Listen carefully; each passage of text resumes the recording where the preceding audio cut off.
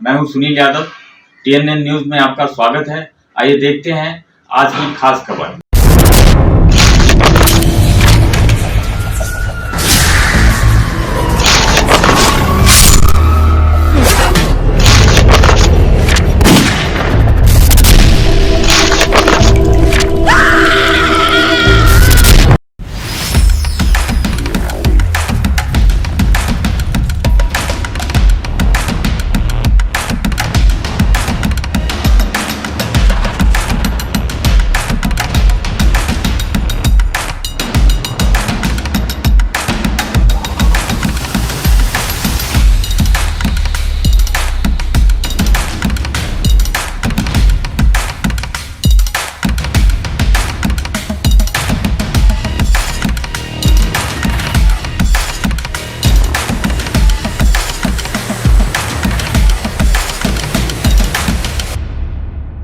किसी की जान वो ले सकता है, हम जनता के लिए रहेंगे।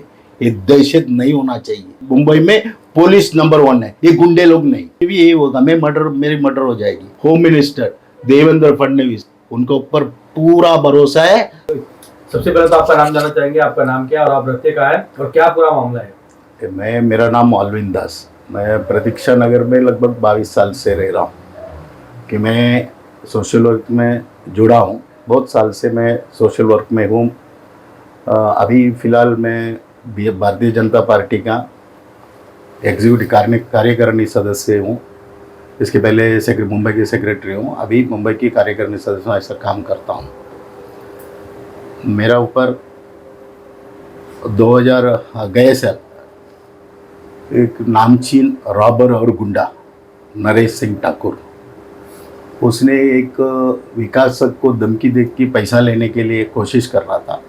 जब मैं उसमें बीच में जाके मैं उनको सेव कर रहा था, जो विकासक को, नहीं इसके नाद में मत लगो, ये प्रेशर कर रहे हैं, तो वो गुस्से में वो उसका लोगों को रखी, मेरे को 2-3 बार धमकी दिया और मुझे पर अटैक भी किया उसने। और बहुत नामचीन गुंडा है, उसके खिलाफ कोई कंप्लेंट करने के लिए कोई जाएंगे भी नहीं, साधारण आदमी तो जाएंगे ही नहीं। तो मैंने FIR किया, ताकत लिया, जो भी होगा हम सही है, तो किससे डरने की मतलब नहीं है, कानून अपनी हिफाजत करेगी। तो कंप्लेंट किया, FIR हुआ, अभी वो बेल पे है। लेकिन अचानक अभी मालूम पड़ा वापस उसने एक सामाजिक कार्यकर्ता है इंद्रपाल सिंह मारवा उर्फ सत्ती, जो शिवसेना एकनाथ शिंदे गट का पक्ष का एक कार्यकर्ता है, उसके ऊपर भी जान से मारने की धमकी हुई, उसका अटैक करने की कोशिश हुआ। वापस उसने पुलिस स्टेशन की मदद मांगा, कुछ NC हुआ, FIR हो रहा है, वो करने वाले करके पुलिस स्टेशन के लोगों ने बताया, मैं भी था वो मीटिंग में, FIR लेंगे ऐसा भरोसा दिया है। ऐसा मेरा बोलने के मतलब ऐसा कि इतनी बड़ी गुंडा है जो रॉबर है, जिसने पंजाब महाराष्ट्र बैंक का ऐरोली में एक रॉबरी किया, और वो जो रॉबरी अटैक में बाबा साहब अडव ऐसे एक पुलिस ऑफिसर की मर्डर हुई ऑन द स्पॉट। फिर पुलिस ने क्रिमिनल्स को ढूंढा। वो कैसे ढूंढा? ये लोग कैश और किसी एक एम्प्लॉय का मोबाइल लेके भागे। वो मोबाइल का IME नंबर लेके अरेस्ट किया था। वो अरेस्ट नरेश ठाकुर को उसमें अरेस्ट किया। वो मोबाइल नरेश ठाकुर के पास था, क्योंकि उसने उधर का सिम कार्ड निकाल के दूसरा सिम कार्ड लगाने के टाइम ट्रेस करके पुलिस ने पकड़ा। इतनी कड़क पुरावा रहने के बावजूद वो केस से वो छूटा। एक सोसाइटी में 5-5 रूम है, फ्लैट से दुकान है। आज वो दोस्ती गिर के जो बहुत बड़ा बिल्डिंग है, जो मतलब बड़े बड़े पैसे वाले रहने वाले बिल्डिंग में रहता है। इसके बाद आया किधर से पैसा? उसके पास होटल्स है, यूपी में उसकी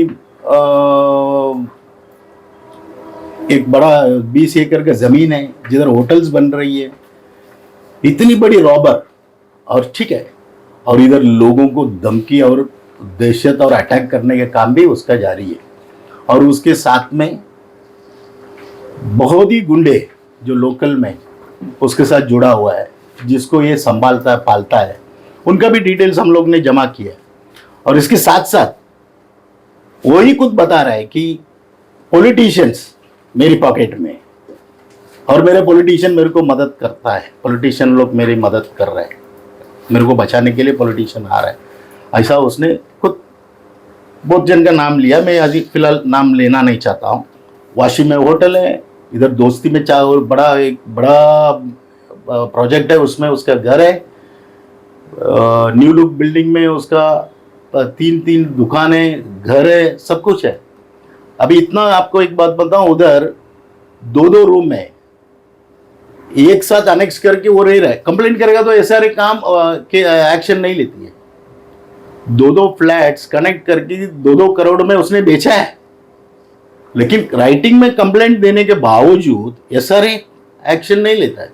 उसकी पकड़ इतना है, तो आप लोगों को ऐसा लग रहा है कि फिर क्यों एक्शन ले रहे तुम उससे झगड़ा क्यों कर रहे, इतनी पावरफुल आदमी से। तो किधर ना किधर लोगों के लिए समाज सेवा करने वाला हमारा जैसा लोग किधर ना किधर लोगों के लिए काम करना जरूरी है। जो भगवान है, जो कानून है, ये हमको साथ देगा, ये भरोसा पे हम लोग इसकी विरोध कर रहे हैं। पॉलिटिक्स मतलब क्या है? राजनीति करने के मेरी कोई लायक ही नहीं। मैं समाज सेवक हूँ, इसके लिए पॉलिटिक्स हूँ।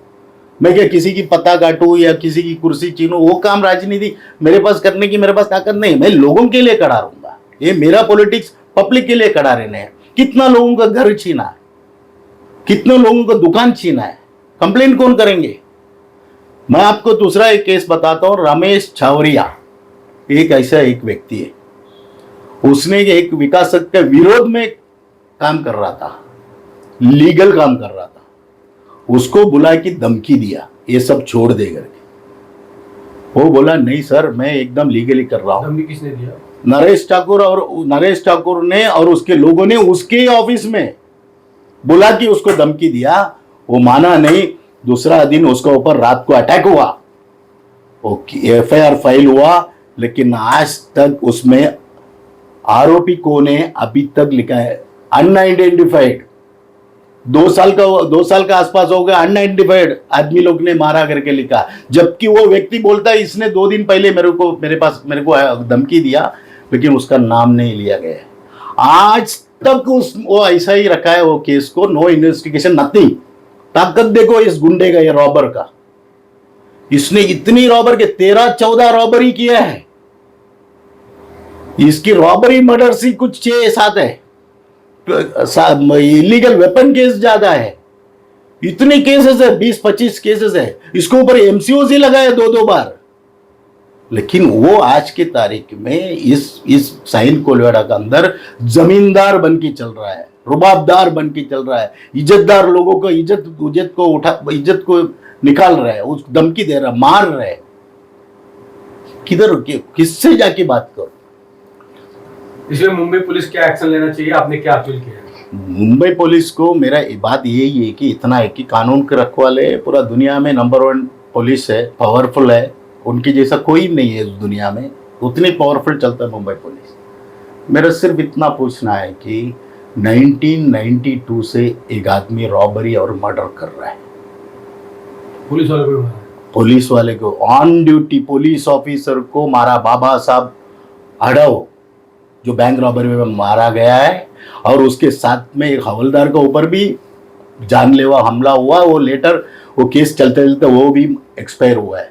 इतनी बड़ा गैंगस्टर है, 92 से कंटिन्यू केस कर रहा है। 92 कंटिन्यू रॉबरी, मर्डर, सामान के इलीगल वेपन केस, सब उसके लोग का केस। आज भी उसकी एक साला है, तो 3 केस में बेल में है।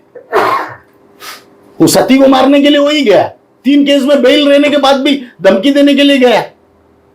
तो किधर ना किधर ये प्रॉब्लम सीरियसली देखना चाहिए। मेरा पुलिस को इतना ही रिक्वेस्ट है सर, एक सवाल है, आप लोग हमारा रखवाले, आपके भरोसे में हम इस दुनिया में जी रहे हैं, ये कोलीवाड़ा में, मुंबई में, देश के अंदर। इतनी बड़ा क्रिमिनल 92 से रॉबरी मर्डर कंटिन्यू कर रहा है। वो कर रहे छूट रहे। इसका मतलब क्या? कल मेरी मर्डर हो जाएगी तो आप लोग क्या पंचनामा करने के लिए आएंगे, पोस्टमार्टम करने के लिए आएंगे? कल सती का मर्डर हो जाएगा तो आप लोग क्या पंचनामा करने के लिए आएंगे? हमारा परिवार को, हमारा बीवी बच्चे को न्याय कौन देगा? हम पहले से चिल्ला के बोल रहे हैं कि ये चोर है, ये रॉबर है, ये मर्डरर है, ये धमकी दे रहे हैं, लोगों को धमका रहे हैं। हम बाबा साहब अडाव एक पुलिस ऑफिसर है, उसके बीवी बच्चे को क्या न्याय दिया? आपकी डिपार्टमेंट का आदमी, वो हवलदार बेचारा, फोन आया इमरजेंसी में, भागा उधर, देश के लिए भागा, ड्यूटी के लिए भागा। उसका परिवार को क्या न्याय दिया? आज उसकी बीवी बच्चे को भविष्य क्या हुआ, क्या दिए?